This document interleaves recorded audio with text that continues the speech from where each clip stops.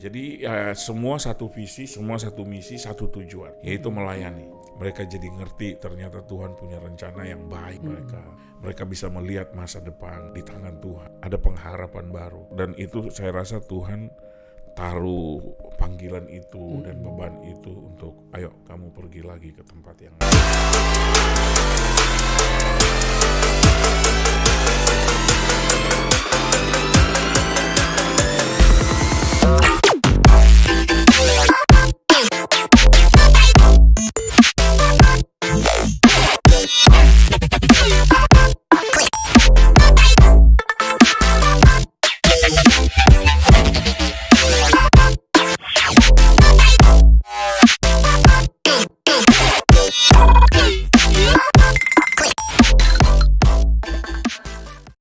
Shalom Mitra Misi. Misi Kita TV adalah wadah dan sarana untuk mengajak, mengedukasi, memotivasi, menginspirasi, serta memobilisasi umat Tuhan supaya terlibat aktif dalam pelayanan misi dan menyebarkan kasih dan terang bagi bangsa-bangsa supaya keselamatan yang daripada Tuhan sampai ke ujung bumi. Misi Kita TV, misi kita semua. Dan hari ini kita akan bincang-bincang bersama dengan tamu dan narasumber kita, yaitu Pak Lukas. Shalom, Lukas. Shalom, Pak. Ya. Apa kabar Pak? Puji Tuhan, kabar baik. Makin sehat Pak ya? Ya, puji Tuhan. Sehat. Ngantuknya agak kurang Pak? Wah. Dengar kopi, ngantuknya udah hilang. Baik Pak. Gimana Pak kabar pelayanannya dan sebagainya Pak sekarang nih Pak? Ya, puji Tuhan, pelayanan jalan dan juga pekerjaan juga berjalan. Ya. Oh gitu Pak Ya, ya. ya, Oh iya, Pak Lukas, supaya Mitra Misi tahu profesi Bapak dan kegiatan Bapak itu apa Pak hari-hari ini Pak? Ya, kalau kegiatan di dunia sekuler, saya bekerja untuk sebuah perusahaan swasta ya, sebagai seorang penerjemah. Sebagai penerjemah, ya. Oke. Iya. Penerjemah tersumpah? Tidak. Oh. Tidak tersumpah. Ya, jadi penerjemah dari bahasa Indonesia ke bahasa Inggris dan juga sebaliknya. Oh, juga sebaliknya. Ya. Oh gitu Pak. Sudah berapa lama Pak Bapak tekuni profesi ini Pak? Wah, ini sebenarnya cerita panjang karena memang background pendidikan saya memang dari bahasa Inggris. Jadi semenjak saya lulus, saya sudah terjun ke dunia marketplace, bekerja sebagai seorang penerjemah, corporate translator. Oke. Itu Pak ya. Ya. Nah, gimana Pak ceritanya Pak?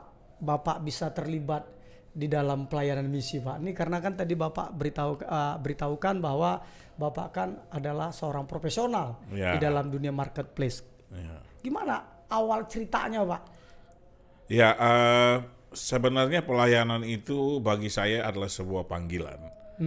Jadi bekerja di dunia sekuler itu sebuah profesi, tetapi juga panggilan di dalam diri sebagai seorang anak Tuhan. Tentunya pelayanan itu memang bukan sesuatu yang itu adalah sesuatu yang harus dijalani, dan itu karena panggilan.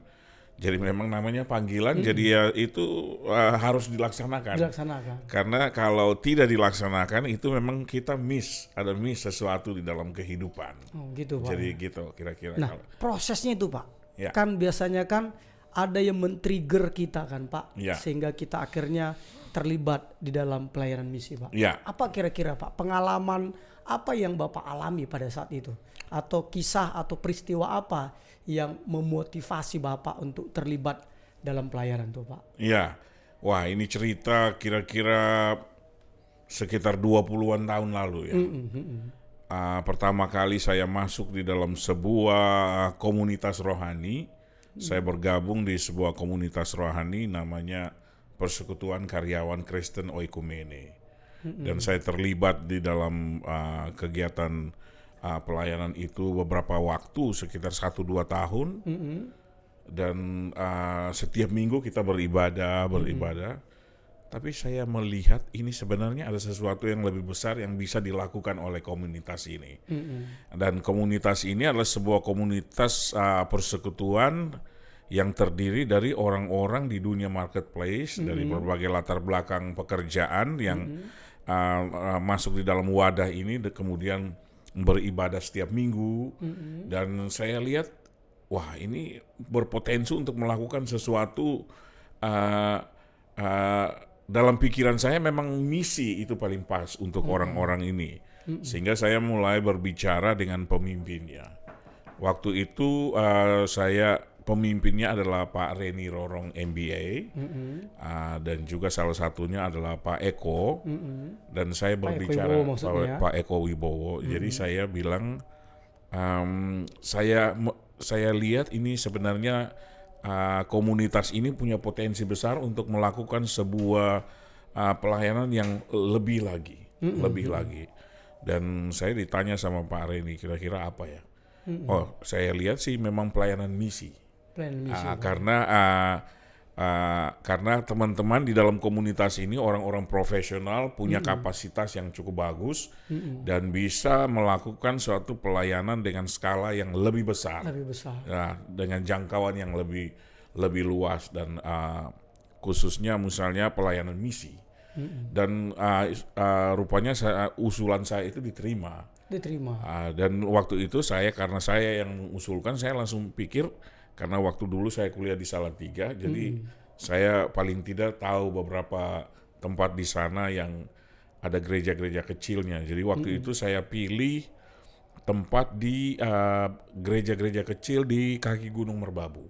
Kaki Gunung Merbabu ya, di Jawa Tengah. Di Jawa Tengah, di Salatiga. Di Salatiga, Kopeng. Jadi setelah disetujui, maka kami mulai melakukan survei ke gereja-gereja kecil di sana, kemudian kira-kira apa yang bisa dilakukan di sana dalam pelayanan misi itu. Dan disitulah mulai kami akhirnya pelayanan misi pertama dari Persekutuan Karyawan itu akhirnya kita lakukan di Salatiga. Dari situ saya lihat responsnya cukup bagus dan semua yang ikut misi itu saya percaya sekali bahwa mereka bukan saja jemaat yang diberkati, tetapi yang ikut pun diberkati. Kapasitas rohaninya semakin bertambah, dan itu menjadi satu semacam percontohan untuk pelayanan misi berikutnya sampai hari ini. Berarti tadi kan Pak 20 tahun, berarti sudah berkeluarga dulu waktu bagaimana Pak? Waktu pertama itu saya belum berkeluarga. Ya, jadi ketika masih belia, akhirnya Tuhan gerakkan untuk melaksanakan misi. Betul sekali. Ya. Karena memang berarti itu misi pertama Bapak berarti ya untuk ke Salatiga di kaki Gunung Merbabu itu Pak. Iya betul. Itu rombongan misi pertama yang kami lakukan. Selama berapa hari itu Pak? Kami pergi di sana sekitar 4 hari. 4 hari. Nah itu berarti ini tadi kan kalangan profesional nih Pak. Iya betul. Nah, cara berangkatnya bagaimana nih Pak? Berarti apakah ambil cuti 4 hari atau bagaimana nih Pak? Ya tentunya kita cari katakan misalnya Sabtu Minggu di situ. Sabtu Minggu. Jadi kalau kita ambil cuti itu artinya mungkin Kamis Jumat. Oh, jadi hanya ambil cutinya itu hanya mungkin 1 hari atau 2 hari. 1 hari atau 2 hari. Karena kenapa? Karena kita perginya pakai bus. Jadi rombongannya pakai bus. Jadi perlu waktu sekitar 10-an jam waktu itu ya, karena waktu itu jalan tidak seperti sekarang ya. Bukan jalan tol ya sekarang. Dulu lebih lama, jarak tempuhnya lebih lama, waktu tempuhnya lebih lama. Nah waktu itu kalau seingat Bapak itu kira-kira berapa banyak jumlah orang yang terlibat pelayanan misi itu Pak? Waktu itu lumayan ya, sekitar 30-an. 30-an orang. Semuanya itu kalangan profesional? Yes, semua. Karena ini persekutuan, memang namanya Persekutuan Karyawan Kristen Oikumene. Jadi semua orang dari dunia marketplace dengan posisi beda-beda, dari latar belakang perusahaan beda-beda. Itu. Jadi ya. Nah, selama 3-4 hari itu Pak, berarti pelayanannya mungkin 3 hari atau 2 hari gitu Pak. Nah, apa-apa saja Pak dilakukan Pak? Ya, kegiatan apa saja gitu loh Pak. Ya, jadi kita lakukan pelayanan holistik ya. Jadi kita bukan saja melakukan pelayanan rohani, tetapi juga ada pelayanan kesehatan dan juga pembangunan, khususnya gedung-gedung gereja yang mungkin masih perlu bantuan untuk dibangun. Ya, kita terlibat dalam hal seperti itu. Nah, baru Tapi kita bawa juga tim dokter. tim dokter. Dan obat-obatan, jadi pelayanan medis juga kita lakukan. Oke, itu bekerja sama dengan organisasi lain atau hanya PKKO yang Bapak terlibat di dalamnya atau melibatkan organisasi lain? Hanya PKKO karena seperti yang saya bilang bahwa Persekutuan Karyawan Kristen Oikumene ini kan dari latar belakang beda-beda. Jadi ada dokter juga di situ. Jadi beberapa teman dokter itu mereka yang menangani pelayanan kesehatan dan medis ini. Oke, itu yang pertamanya ya Pak pertama kali. Nah, ada enggak Pak kesaksian, testimoni dari jemaat atau dari gereja waktu dikunjungi di bawah kaki Gunung Merbabu itu Pak? Iya. Wah. Apa testimoni mereka? Salah satunya yang paling berkesan lah Pak. Banyak ya, banyak. Tapi salah satunya itu ada orang yang sakit itu disembuhkan, memang mujizat terjadi. Amin. Ya, jadi ada kesaksian di mana orang sakit sembuh, tapi juga ada anggota keluarga yang sudah lama sekali nggak pulang, udah bertahun-tahun nggak pulang, didoakan dan besok orang itu pulang, pulang kembali. Itu mujizat-mujizat yang karena saya percaya akan firman Tuhan, doa orang benar bila sungguh-sungguh didoakan sangat besar kuasanya. Amin. Dan saya percaya karena di situ dalam pelayanan itu ada kesepakatan di dalam doa, ada unity di dalam pelayanan, maka Tuhan campur tangan di dalam semua kegiatan pelayanan itu. Oke, Ya. itu ya Pak ya. Ya. Nah itu kalau dari sisi jemaat yang dikunjungi ya Pak. Ya. Nah kalau dari 30-an orang itu Pak, Ya. kira-kira ada enggak Pak yang berbagi kisah, berbagi kesaksian ketika mereka berangkat, mereka pulang, apa yang mereka dapatkan gitu Pak? Ya. Wah, itu menarik sekali karena tentunya teman-teman yang ikut pelayanan ini modalnya cuma mau. Modal cuma mau. Ya. Karena ada teman-teman yang doa pun nggak bisa. Mau doa aja nggak bisa. Apalagi katakan misalnya sharing firman, ya itu nggak bisa. Tapi karena di dalam misi itu semua yang ikut itu harus ambil bagian. Pasti ada hal yang harus dilakukan. Sehingga contoh ada teman yang tidak bisa berdoa, dia hanya bisa doa dia tiba-tiba waktu kita mampir di sebuah tempat, kita mau makan siang, tiba-tiba sama salah satu leadernya nunjuk, ya silakan kamu doa. Dia kaget karena dia tidak pernah berdoa di depan umum. Waktu dia doa sangat singkat. Tuhan, kami sudah lapar, kami mau makan. Amin. Amin. Gitu. Tapi hari ini waktu dia pergi ke sana, dia terjun dalam pelayanan. Itu sungguh luar biasa. Dan sekarang ini sudah sungguh luar biasa, dia sudah menjadi seorang pelayan yang hebat, pelayanan dia bisa semualah, dia bisa melakukan pelayanan segala macam. Jadi itu karena dia terjun di dalam misi. Kemudian banyak teman-teman yang bahkan mereka sendiri terkejut, ternyata Tuhan itu mau pakai mereka juga. Amin. Karena di antara teman-teman yang mungkin orang lihat biasa-biasa, waktu dia doain orang sakit, orang itu sembuh. Waktu dia doain orang yang sedang tertekan, orang itu tiba-tiba seperti dilepaskan, bukan seperti dilepaskan, memang benar-benar dilepaskan. Dan orang itu bisa merasa bebas dan merdeka, dan tekanan-tekanan di dalam pikirannya tuh boleh lepas, dan dia bisa akhirnya dia bisa menjadi orang yang penuh sukacita. Dan saya percaya ketika orang itu lepas dari ikatan-ikatan karena didoakan, orang itu akan mengalami pertumbuhan yang luar biasa. Luar biasa. Ya. Nah, saya tanya lagi nih Pak, dari puluhan orang itu, berarti tadi kan 20 tahun yang lalu. Nah, saat ini bagaimana mereka Pak? Apakah mereka masih di dunia di dunia profesional, Ya. atau mereka terjun dalam dunia pelayanan juga, atau mereka dua-duanya?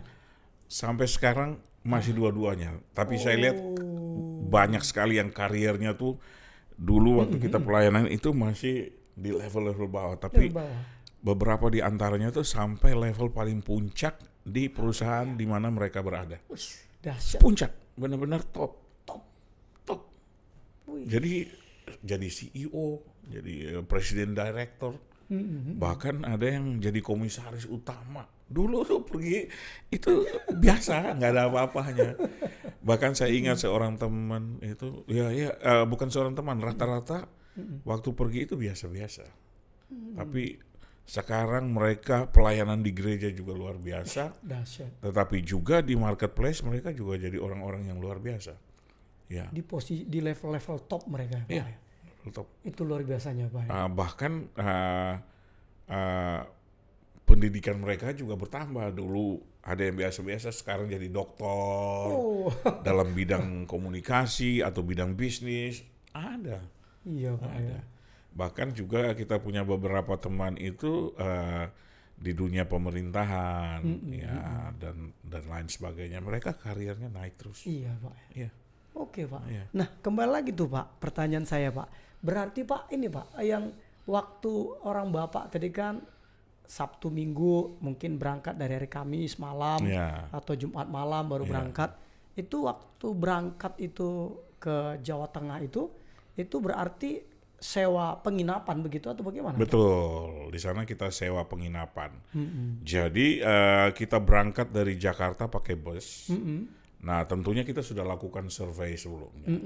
Survei tempat penginapan juga kita sudah survei. Jadi waktu itu kita sewa tempat di asrama milik Universitas Kristen Satyawacana. Jadi di kota Salatiga.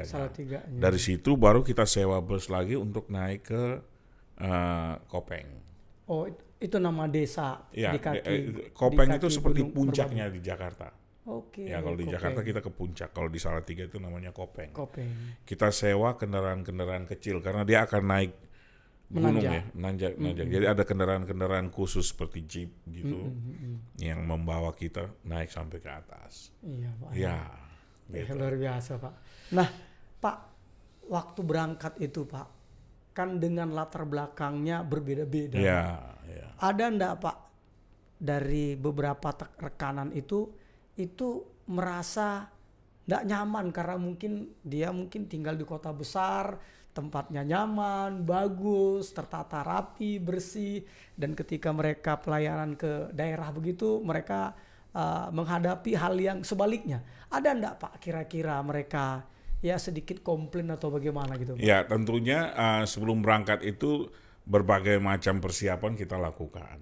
Ya, persiapan misalnya barang-barang apa saja yang akan kita bawa dari sini, tetapi juga persiapan hati, persiapan mental. Kita kasih tahu bahwa ini pelayanan, kita akan melayani, kita akan berbagi dari kehidupan kita. Jadi semua satu visi, semua satu misi, satu tujuan, yaitu melayani. Jadi persiapan kuncinya. Persiapan, dan tentunya semua survei keadaan dari survei itu kita sudah di persiapan itu kita tentunya sudah kita informasikan bahwa ini tempatnya seperti misalnya contohnya seperti di tempat-tempat itu ada yang nggak punya listrik. Ya. Oh, pada masa itu ya, Pak? Ya, pada masa itu tidak punya listrik. Ya, dan ya sarana katakan misalnya kebersihan kamar mandi juga itu jangan kita harapkan pasti bagus. Bahkan ada satu kejadian itu kan kita sampai di sana sore, kita koordinasi di gereja dengan tim lokal, akhirnya kita dibawa nginap di ada pernah kita nginap di jemaat. Di rumah jemaat. Karena mereka minta kita nginap di jemaat. Akhirnya kita bagi. Kita bagi tim kecil-kecil ke satu rumah 3-4 orang. Dan itu tidurnya pakai dipan bambu. Nah, malam itu gelap. Nah, gelap, tiba-tiba tengah malam kita lagi tidur, tiba-tiba ada suara, Ternyata berdampingan dengan kandang sapi. Kandang sapi, kita tidur berdampingan dengan kandang sapi. Itu sapi itu persis di dekat kuping kita situ. Kaget kan kita. Udah gitu kita mau lari kemana, gelap. Gelapnya tuh bukan main-main, di gunung kan itu, di hutan. Jadi kita buka mata sama tutup mata itu nggak ada bedanya. Kita mau lari kemana nih? Akhirnya ketakutan, apalagi yang cewek-cewek itu ketakutan sampai pagi. Nanti pagi baru kita lihat, ini sapi ini ternyata tadi malam. Kayak gitu. Ada yang sempat tengking-tengking dah Pak? Karena waktu itu masih gelap kan? Dia kan nggak tahu kan? Iya. Mungkin ada tengking-tengking. Ya saya yakin sih ada pasti di rumah-rumah lain mungkin ada. Oh cerita misi begitu saya pernah ngalamin. Tapi ini waktu itu kita pelayanan di Jogja. Di Gunung Kidul kalau nggak salah. Itu saya mengalami yang namanya ketindihan itu.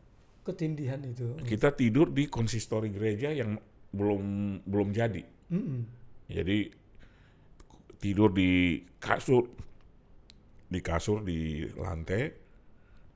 Nah rumah pendeta di sana. Nah kita tidur nih 4 orang. Itu saya ketindihan. Saya sampai teriak.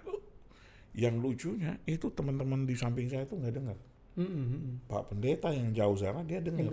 Dia bangun datang. Dia bangun dan dia datang, dia tanya, ada apa Pak Lukas? Oh saya gini-gini, oh gitu. Akhirnya kita doa. Itu di situ kita tengking. Gitu ya. Kita tengking. Gitu, Iya, gitu, kayak gitu. Iya Pak. Nah, dari ininya Pak, pelajaran yang Bapak dapat ketika pulang dari pelayanan itu Pak. Pelajaran yang akhirnya menjadi menjadi pondasi Bapak melakukan pelayanan misi berikutnya. Ya. Ada banyak orang jemaat-jemaat Tuhan di daerah-daerah terpencil, daerah kecil yang benar-benar sebenarnya mereka butuh uluran tangan dari anak-anak Tuhan yang ada di kota yang memang sulit dijelaskan secara mendetail. Tapi waktu kita pergi bahkan tidak sedikit teman yang menitikan air mata waktu sampai di sana. Mereka lihat kondisi, tapi anak-anak Tuhan di daerah itu tapi semangatnya beribadah. Mereka bisa jalan kaki dari rumah sampai ke tempat ibadah. Itu dibayangin tuh jalannya batu-batu, jalannya turun naik, dan itu mereka semangat untuk beribadah. Tapi intinya begini, di Indonesia khususnya kita gereja Tuhan di Indonesia khususnya yang ada di kota-kota, kita perlu sadar bahwa di Indonesia ini masih banyak anak Tuhan yang sebenarnya butuh uluran tangan kasih kita menjadi saluran berkat buat anak-anak Tuhan yang ada di daerah-daerah di mana saja, hampir di seluruh Indonesia ada. Baik di Jawa, di Kalimantan, di Papua, di Sumatera, ada aja gereja-gereja yang kecil, yang terpencil. Ya begitu kira-kira. Jadi itu yang salah satu hal, dan itu saya rasa Tuhan taruh panggilan itu dan beban itu untuk ayo kamu pergi lagi ke tempat yang lain, karena di sana juga ada anak-anak Tuhan. Kalau kita di Jakarta mungkin karena kita sudah biasa dengan tempat baik, kita pikir ya gereja ya seperti ini atau tubuh Kristus ya seperti ini. Enggak. Di daerah-daerah masih banyak anak-anak Tuhan yang butuh uluran tangan kasih kita, butuh kita untuk menjadi saluran berkat. Karena kalau di Jakarta rata-rata, ya tidak semua, tapi rata-rata banyak anak Tuhan yang cukup diberkati, gitu. Dan saya percaya bahwa berkat yang kita terima itu akan menjadi sangat berarti, sangat bernilai ketika kita bisa menyalurkan sebagian untuk menjadi berkat bagi, firman Tuhan bilang pertama-tama bagi anak-anak Tuhan yang lain. Gitu. Oke, Pak. Gitu. Nah, Pak, kalau gitu Pak, ini kan tadi sudah 20 tahun yang lalu memulai pelayanan misi. Udah kemana aja Pak pelayanan misinya nih Pak? Seingat Bapak nih. Oh ya, kalau secara pulau sih hampir semua ya. Pulau Sumatera sudah, Sumatera Utara sampai Lampung, Sumatera Selatan sudah, Kalimantan ya, Kalimantan Barat, terus Kalimantan Barat sudah, kemudian Papua, ya, terus di Jawa, Jawa Barat, Jawa Tengah, sudah Bali, Jawa Timur, Jawa Timur juga sudah, kemudian di NTT, di NTT sudah, ya. Sulawesi juga Sulawesi, ya di Palu di Palu ya. Oke. Ya di Palu ini nanti mau ke Toraja. Oh, dalam waktu dekat ini. Oh, akhir Juni. Akhir Juni. Jadi akhir Juni ini ada pelayanan misi ke daerah lagi, Pak. Daerah. Yaitu ke wilayah Sulawesi Selatan. Tepatnya di Tanah Toraja. Di Tanah Toraja. Ya. Ya, jadi bagi pemirsa yang ada di Tanah Toraja, kita akan ketemu di sana. Tanggal kurang lebih ya akhir Juni, awal Juli ya. Iya, betul. Kita akan ketemu di sana. Ya, Pak ya? Iya, betul. Iya. Nah, Pak, dari semua yang Bapak sebutkan tadi, pelayanannya yang paling apa ya, Pak? Yang paling apa ya? Berkesan di hati. Kan biasanya kan begitu kan, Pak. Semua makanan enak, tapi biasanya kan pasti ada nih kesukaan kita. Nah, di dalam pelayanan ini yang paling berkesan tuh Bapak pelayanannya di mana nih, Pak? Sebenarnya semua tempat itu ada hal-hal yang berkesan. Tetapi bukan, kalau saya lihat bukan di mana, tapi apa yang terjadi. Ya. Ya, terus. Ya, jadi bagi saya bukan di mana, tetapi apa yang terjadi karena Tuhan campur tangan. Bagi saya yang sangat berkesan adalah ketika orang itu mengalami keselamatan tentunya. Orang yang tadinya walaupun sudah Kristen, dari nenek moyang nenek moyang Kristen, orang tuanya Kristen, tapi dia sendiri belum sadar bahwa dia belum terima Yesus sebagai Tuhan dan Juru Selamat.